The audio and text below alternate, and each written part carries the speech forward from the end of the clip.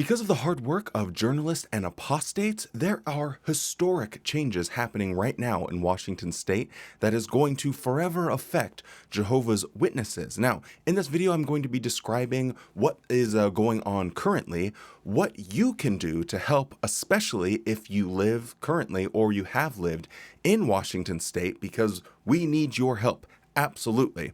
And then why it's so important if you never have anything to do with Washington state, what you can do in your local jurisdiction to get the ball rolling on similar changes. And I know you watching this absolutely care about this because what we're talking about is the protection of children. Let's get into it.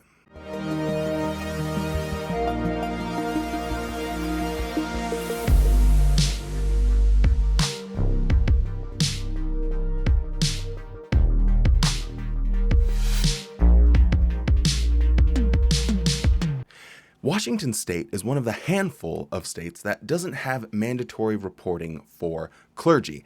And to me, that's absolutely ridiculous because there are laws if it's a doctor or a therapist or a teacher, but when it comes to a clergy, nothing. Now, there was an attempt to get these laws passed or these bills passed about 20 years ago, but those ultimately didn't really go anywhere. But currently, we are in the midst of huge changes because right now there are three specific bills that are being discussed that are going to affect Jehovah's Witnesses and their reporting of CSA. Now, one of the important amendments to one of these bills is as follows. The First Amendment, sponsored by Representative Taylor, adds a person who is an elder to the definition of member of the clergy. Hi, it's Editing Wally here, and I just wanted to make one thing abundantly clear. When you hear representatives from Washington talking about religious communities, oftentimes they're talking specifically about Jehovah's Witnesses because all of this legislation has come about from an investigation of Jehovah's Witnesses. So I just wanted to add that in there just for clarity's sake. Now, we know this is important because we have seen time and time again how Watchtower likes to make ridiculous legal arguments about vague language. So getting this amendment where it specifies elders is absolutely crucial. Now, one of the other important amendments that is also on the table is as follows. Removes the exception to the mandated reporting requirement for members of the clergy for confessions. So information provided to a member of the clergy as part of a confession would also be subject to the mandated reporting requirement. Now, this is a little bit more tricky because it's going to involve the larger religious community and in particular the Catholic Church. And the Catholic Church is actually lobbying against this amendment, and it might make things a little bit more difficult. Now, if you want to just hear quickly what some of these arguments are, let me play a clip with some of the representatives that voted against this amendment. We're saying that, okay, so we're going into a confidential setting, which is, a confession with clergy, but it's only kind of confidential. So here's one of the arguments. It's only kind of confidential whenever you're going into a confession. Now, this is something that is particularly of importance, at least in my mind, because Watchtower tries to use this sort of language about this clergy-penitent privilege and how they don't have to report anything if it comes from a confession. But it is not a confession when it happens within the Watchtower. Jehovah's Witnesses don't have any system whereby they go to confession with one spiritual leader amongst the group that's helping them get spiritual healing. We are talking about a situation where you have a survivor of abuse that is going to a trusted person to get help. That is not a confession. On top of that, what Watchtower does after they get this report is they have an investigative process whereby they get other elders involved. They try and establish if the thing actually happened, if there are witnesses to the thing happening. They go to the person that's accused. They even have a history where decades ago, they required this survivor of abuse to sit down and make the accusation in the same room as the person that they were accusing.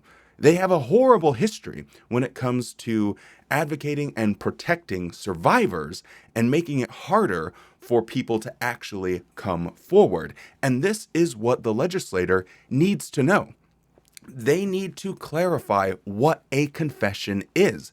Because if, for instance, this amendment doesn't get passed and there is a clergy-penitent privilege in the state of Washington, there at least needs to be an adjustment to the language about what the heck does a confession even mean. This is so important to remember. When we're talking about someone coming forward and being brave enough to recount their experience of surviving this abuse, this is someone looking for help, not someone looking to make a confession. So Watchtower has absolutely no place even using this privilege. But because we know historically they do, I think that we need to have some clarification of the language that's being used so the lawmakers can understand what exactly constitutes a confession. Representative Walsh. Thank you, Madam Chair. I'm recommending a no vote on House Bill 1098. But religion and freedom of conscience must not only be respected, it must be recognized as foundational to the notion of what a civil society is. The unintended consequence that could come from this policy is a chilling effect on the notion of conscience and of confession, and that confession itself can be a purgative process. I know that many clergy, as part of the confessional process, whatever the specific religion is, encourage the confessor to make right in their own life wrongs they've done without violating the confidence of the confessional process. And that can be the healthiest response to an unhealthy or abusive situation. Because 1098 undermines the freedom of conscience that is protected by the state constitution, I believe we must be a no vote. Thank you. Now, if you're a little bit irritated listening to that, I was too. But let me just try and reiterate or explain what the argument is from the religious community.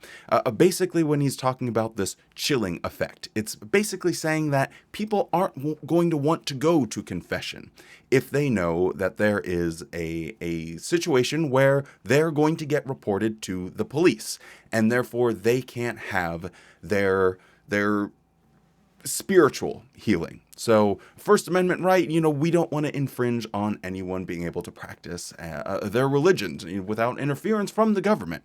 Okay, that's fine, whatever.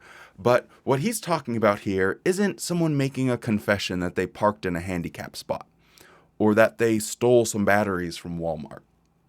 We are talking about child sexual abuse. And for me, personally, it's my opinion that I don't care about the conscience of someone that doesn't want to take that to the proper authorities so that way there can be a maximum protection for the survivor. There can be a proper investigation that takes place to see if the person can be convicted of a crime and thereby the community is made safer. And there is people giving testimony with these representatives in the state of Washington that acknowledge how mandatory reporting leads to proper action and improper investigation. Take a listen. As I've shared publicly before, but I know some of my fellow committee members are just learning. I myself am a survivor of childhood sexual abuse. I was abused from the ages of 5 to 10 by a member of my own family, a teenage cousin. And in my own case, I didn't feel like I could tell anybody until first I talked to a classmate who was herself being abused by her stepfather and told me I could tell a trusted adult and it would stop.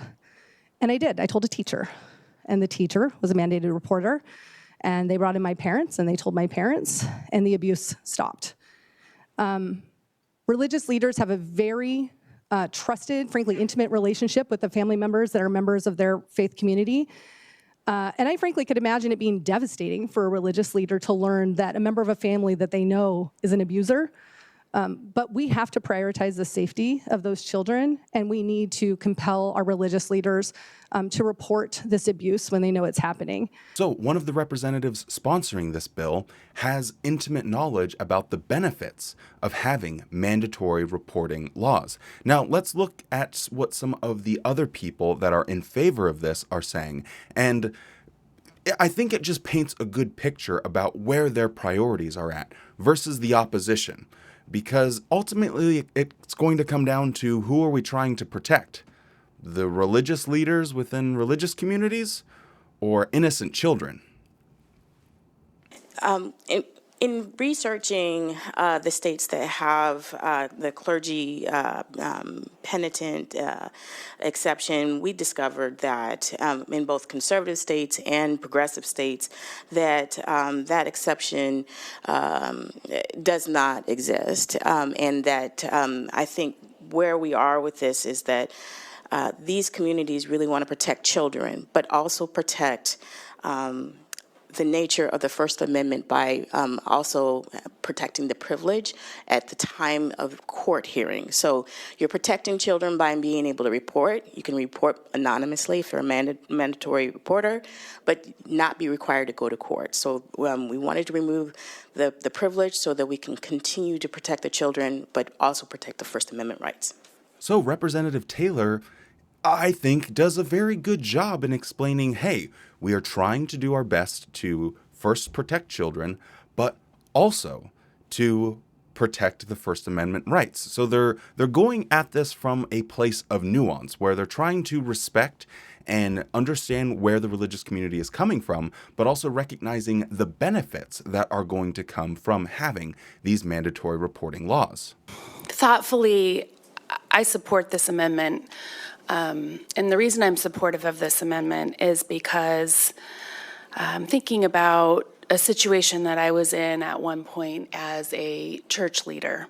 And it was a really hard situation because we were those trusted church leaders that people were looking to navigate a situation that was really tricky, particularly because we had questions about child abuse, and we weren't sure how to handle it as church leaders. Now, I'm also a licensed therapist, and that's a different role. And so I had to think about what are my mandates. As a licensed therapist in that role, my mandate would have been to report suspected abuse, but I wasn't working as a therapist. I was working as a church volunteer. So that mandate wasn't there. But what was concerning to me in that scenario was that gathered around a table with other church leaders, we heard the message from our elders that we needed to circle the wagons, not to report the abuse. And the trouble is, that kind of message hides abuse, and it doesn't get children the help that they need. So I don't think this is an easy question, but for me, I think the right answer is to support this amendment. Thank you, Madam Chair.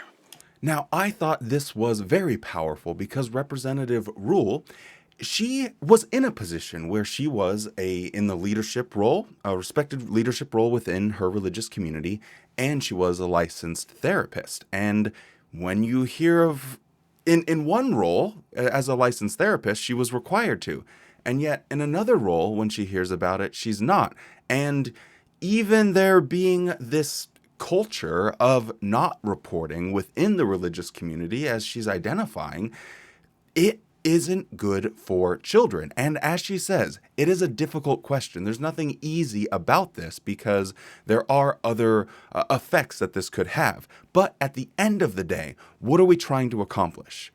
The protection of children. And why would you want to get in the way of that? Now, if you don't want to just not get in the way of that, but actually help, let me tell you how you can get involved, especially if you live in the state of Washington or if you have lived in the state of Washington. Now, if you live in Washington state, you're going to want to go to this page right here. There you can type in all of your information. It will lead you to your representative, and you can comment on these bills. Now, there are three that it would be great if you could comment on. it really honestly would only take about 10 minutes or so. The first one, 1618. This one is very recently introduced, and that is to remove a 3-year statute of limitations on reporting. So that way, if abuse happened, 4 or 5 years ago, then that could also be considered. So that is super important. Please make it happen. And then the others are 1098 and 5280. I will put a link and instructions or whatever in the description of this video to make it as easy as possible, so that way you can get involved, because the representatives are representing you, us, the people. So let's do what we can, especially because we already have found out that there is some pushback from the more stringent religious community that doesn't want to rock the boat and make any of these changes. Now, if you previously lived in Washington State and had any experience with CSA, or even know someone, which I suppose almost anyone that was a Jehovah's Witness has, on screen now are a list of legislators that are going to be meeting on February 2nd to look over some of these things a little bit more. So please take the 5-10 minutes, send them an email, get the message out there, let them know that Jehovah's Witnesses will absolutely try and use this confessional language in order to not report abuse. And it needs to stop, because as I've explained, this isn't a situation where they are confessing anything. This is survivors begging for help. And the best way for them to get help is for professionals to handle it, and not elders. So again, I'll put all of this in the link or in the description below, so that way it's as easy as possible. But please, please, please, how awesome would it be if tomorrow morning or, over the weekend, there was a couple of hundred of us, and I know there are a lot of us in the state of Washington, and I know most of you guys would like to help and get involved. Now, this leads me to another aspect of that, and that is, I've never lived in the state of Washington, but I'd like to help. Well, all of this really came about because of investigative reporting. So let me just touch on that real briefly. Thank you, Madam Chair. Good morning, everyone. For the record, Noel Frame, State Senator from the 36th District, bringing this legislation to you before you today, which frankly is a result of really good investigative reporting. Investigate West did a deep dive report on years of sexual abuse of children that has gone unreported in a particular faith community here in Washington State. And boy howdy, could you ever possibly guess which faith community she's referring to? Yes, if you guys haven't seen the articles that were published, I will put a link in the description to those as well, because they are absolutely fantastic. And again, I think this is a great example of the power of telling your story. Anyway, let's continue. Which frankly is a result of really good investigative reporting. Investigate West did a deep dive report on years of sexual abuse of children that has gone unreported in a particular faith community here in Washington State, because we don't have a mandated reporter law. In that particular faith community, the rule is if, unless compelled by law, religious leaders are to report allegations of abuse to the church central office, as opposed to reporting it to authorities. I know when I read that story, as did Representative Amy Wallen, who's the prime sponsor of the House Companion, we thought, let's solve that problem. Frankly, a problem that we didn't even know existed. And that is the main issue. Within the Jehovah's Witnesses, a lot of times, legislators don't know what goes on behind closed doors and at the Kingdom Hall. They don't really have an understanding about how, when people come forward, it's not to confess a crime, but it's to seek out help, and therefore they shouldn't benefit or be protected by these confession laws. Hi, it's Editing Wally here, and I wanted to add one more thing, because in this next section I'm going to talk about people sharing their stories, and I just think we need to take a second to really appreciate and give a giant thank you to all of the people that have come forward and shared their story, in particular about CSA. It is not an easy thing to share with the entire world, and the strength that all of you have is so special and incredible. And I think it highlights the impact that it can have. And when I'm imploring people to share your story, just remember that there is an entire community that we all have your back. And when you are heard, it's going to make a difference for the people that are in the Watchtower now, for all of those children that might be affected by Watchtower's negative practices.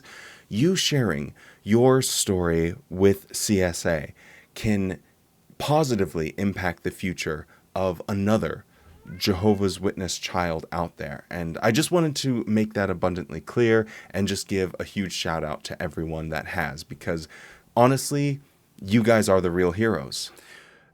What you can do, and what really got the ball rolling on this, was people telling their stories. And you can even do that anonymously. Reach out to a local newspaper. Any way that you can find to get that to a local newspaper, it can absolutely gain traction. That's what happened here. People told their stories. It got into a local newspaper. There was a deeper investigation to it. More reporting happened on it. And bada bing, bada boom, here we are, actually on the cusp of getting these laws changed and actually being able to say, wow, this is a huge win for apostates in coming forward and speaking out against Watchtower. It's having tangible results. So get involved. It will absolutely make a difference. And it also reminds me of what happened in Illinois. If you guys recall, Watchtower did lose a very significant case there, and that was all because of reporting. And when the reporting was wide enough, there was an elder that literally changed the case from being a stalemate into clarifying some ridiculous Watchtower claims, and bada bing, bada boom, case closed. So don't ever underestimate the power of your story. Don't ever underestimate your voice, because it absolutely can help in Watchtower seeing that they have harmful practices and they need to change them. It's as simple as that. Watchtower, if you're listening to this, change your policies. You've done so much damage for decades. Let it stop now and look forward to the future where maybe you actually take a distinct interest in protecting children, because you are putting yourself in a position of trust. Elders are putting themselves in a position of trust, and they are abusing that position by not doing everything within their power to protect the people that are entrusted to them. This is a very serious issue, and all of us can do what we can to help. Now, if you'd like to follow this case a little bit further as it progresses, or other cases around the country, or if you're looking for support or help in getting your story out there, you can go to jwchildabuse.org. That is run by Mark O'Donnell, and he does a lot of reporting, if you guys don't know, about various cases that are happening around the country. It's also a good resource because he does upload a lot of the files from these court cases. He just pays for them out of his own pocket and uploads them so that way everyone can see them with their own eyes. So if you are looking to put a little bit of proof and evidence, perhaps you're someone that is trying to wake one of your family members or your friends up, and they say, oh, well, that's just apostate lies, there's no problems. Well, there's so much proof right there on that website as well. So you can go there and check that out if you want to follow this in other cases. But anyway, that's about all I have for you guys today. Please, please, please, please, please, we need your help. So get on it. Again, they're going to be looking at this on February 2nd. So as soon as you can, that would be absolutely amazing. Thank you so much for joining me, and I will see you next time.